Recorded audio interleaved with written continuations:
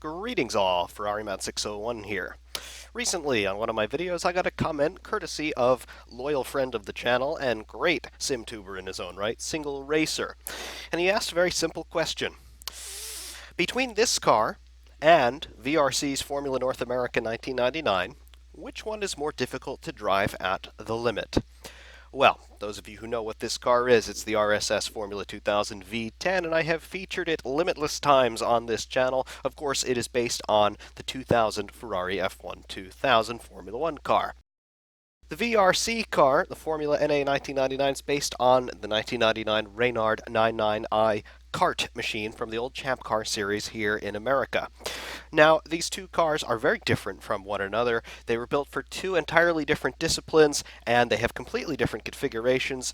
This car, the RSS, obviously it has got a V10 engine, normally aspirated, a 7-speed semi-automatic gearbox, and it was driven by one Michael Schumacher, which means, well, yes, it is very prestigious. He even took it to a world championship. The other car, on the other hand, quite different. This one here, it weighs 600 kilograms, it has 800 horsepower, and it revs to an absolutely crazy 18,000 RPM. However, this is the VRC Beast, the Formula North America 1999, better known as the Reynard 99i. Well, this one, yeah, superficially it looks rather similar to the Ferrari. However, it's quite different. This car weighs 705 kilograms, so it's 100 kilograms heavier than the Formula 1 car. The engine in this one, it's a V8 with a single turbo. The Ferrari generates 800 horsepower. This one is chucking out 980 at full boost. So yes, it's 100 kilos heavier, but it has almost 200 horsepower more. The gearbox in this car is very interesting and very different, though. In the real car, this one would have had a 6-speed sequential, stick-shift sequential gearbox. However, here in Assetto Corsa, I am driving it as a straight-up 6-speed H-pattern manual with the clutch. So even the driving techniques in these two cars are very, very different.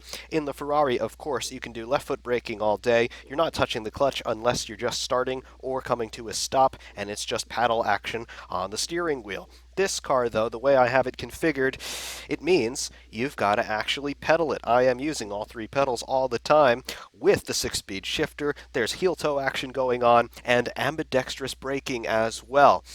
Typically speaking, right foot braking because you've got to be able to blip the throttle for the downshifts, and your left foot needs to be free for the clutch. However, in corners where you're not downshifting, left foot braking happens, so you're actually braking with both feet at different times depending on the situation. So very different driving techniques in both of these cars. The Ferrari, basically, it's a go-kart. This thing, you've really got to manhandle it.